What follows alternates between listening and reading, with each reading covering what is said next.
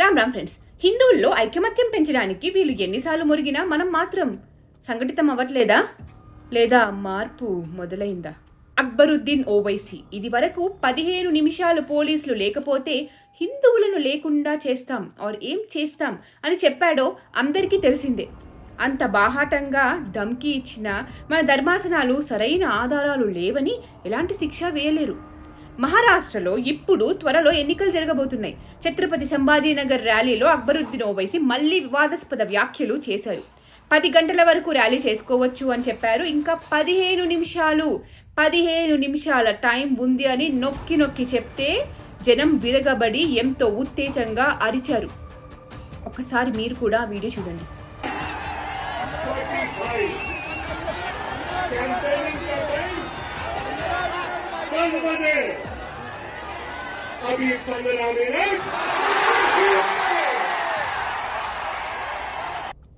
ఇక్కడ మనం అందరం భయపడాల్సింది, ఆలోచించాల్సింది ఏంటో తెలుసా?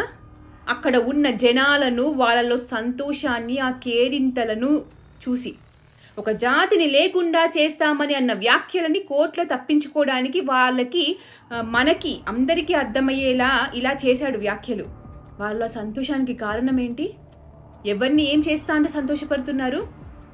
వాళ్ళ దగ్గరే నువ్వు పువ్వులు, పండ్లు, కూరగాయలు కొంటున్నావు. వాళ్ళతోనే నీ ఇంట్లో ఫ్రిడ్జ్లు, ఏసీలు రిపేర్ చేయించుకుంటుండొచ్చు.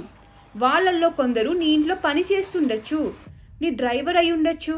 నువ్వే జీతాలించి పెంచి పోషిస్తున్నావు. మరి ఈ రోజున ఎందుకు ఆగలేదు? ఎందుకు నవ్వకుండా ఉండలేదు? ఎందుకు ఇది తప్పు అని ఎవ్వడు ప్రశ్నించలేదు? ఎవరికి పాలు పోస్తున్నావు? పాముని నమ్మాలా, వీళ్ళని నమ్మాలా అంటే పాము నయం కదూ, వీళ్ళకి ఒళ్ళంతా విషం. అంత సంతోషం ఎందుకు? మీకు అర్థం కావాల్సింది ఇంకొకటి ఉంది. అబ్దుల్లాలు కాని వాళ్ళు సింపుల్గా అంటే రెడ్డి, కమ్మ, బ్రాహ్మిన్, కాపు, వెల్మా అని అనలేదు. నాస్తికులు, కమ్యూనిస్టులు, కాంగ్రెస్ అని అనలేదు. అబ్దుల్లా కాని వాళ్ళు ఎవరైనా వాళ్ళకి 15 నిమిషాలు చాలు అని. ఇది ఇప్పటికైనా అర్థం కాకపోతే ఎలా? నీ దోస్తులకి చూపించి, రహీం ఉంటే ఆయనకు చూపించి ఆ జనం కేరింతలేంటి, అరుపులేంటి, ఇదంతా ఏంటి అని రామ్ రహీం బాయి బాయి అన్నారు కదా, గంగా జమున తెహజీబ్ అంటే ఇదేనా అడగండి. ఎవడైనా ఖండిస్తాడా? ఒక్కడైనా? గమ్మునెళ్ళి ఓట్లు వేస్తారు వీళ్ళకే.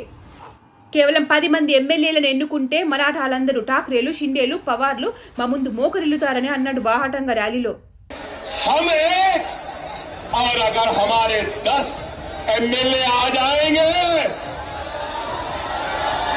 ना ठाकरे, ना शिंदे, ना गांधी, ना पवार, हमारी मर्जी, हमारी इजाजत के बगैर कोई भी तख्त पे नहीं बैठ सकता.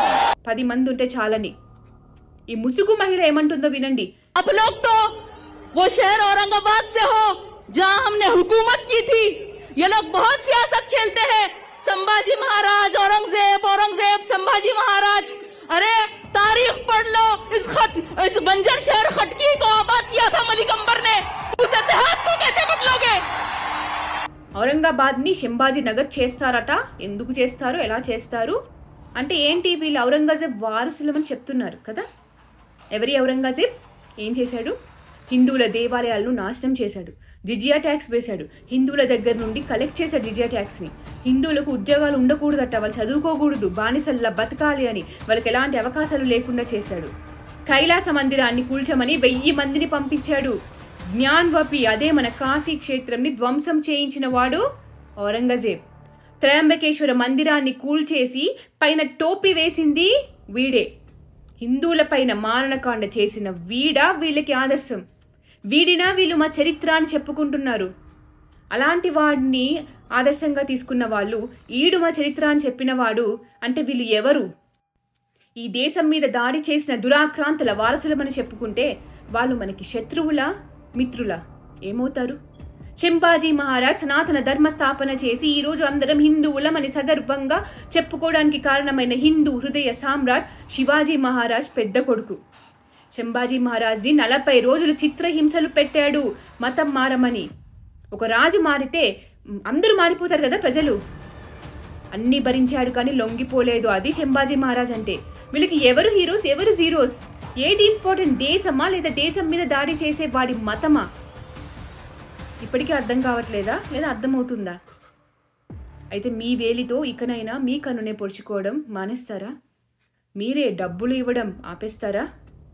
అయితే ఈయన చేసిన 15 నిమిషాల వ్యాఖ్యలకి నవనీత్ కౌర్ ఎక్కడో హైదరాబాద్ నుండి మా దగ్గరికి వచ్చి 15 నిమిషాలని ధమ్కి ఇస్తున్నావు, నా చేతికి ఉన్న గడియారంలో 3 గంటలు కొట్టడానికి 15 సెకండ్లే బాకీ ఉంది అని ఆయన భాషలోనే సమాధానం ఇచ్చారు.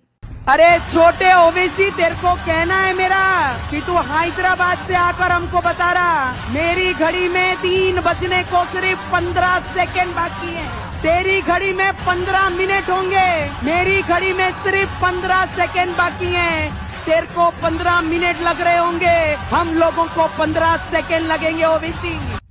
దీనిని మతోన్మాదం అంటారు ఈవిడ మాట్లాడిన దాన్ని. కానీ ఓవైసీది మాత్రం సెక్యులరిజం కదా.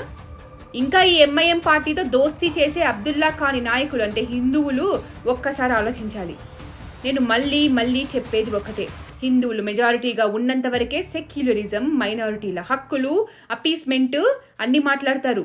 వాళ్ళు మైనారిటీలు అయిన రోజున పాకిస్తాన్, బంగ్లాదేశ్, ఆఫ్ఘనిస్తాన్ దేశంలో హిందువుల పరిస్థితి ఇక్కడ కూడా అలానే వస్తుంది.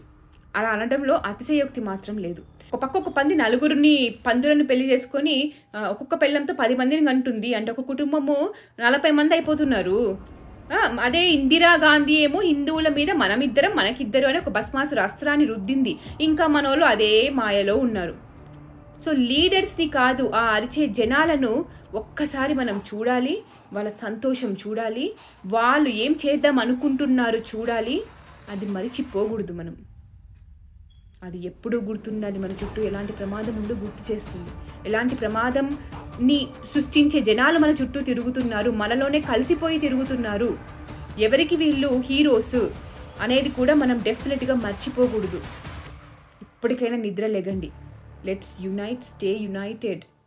మన శత్రువులు ఎవరో తెలుసుకోవాలి, శత్రు బోధ తెలుసుకోవాలి. శస్త్రాలు కావాలి, శాస్త్రాలు కావాలి.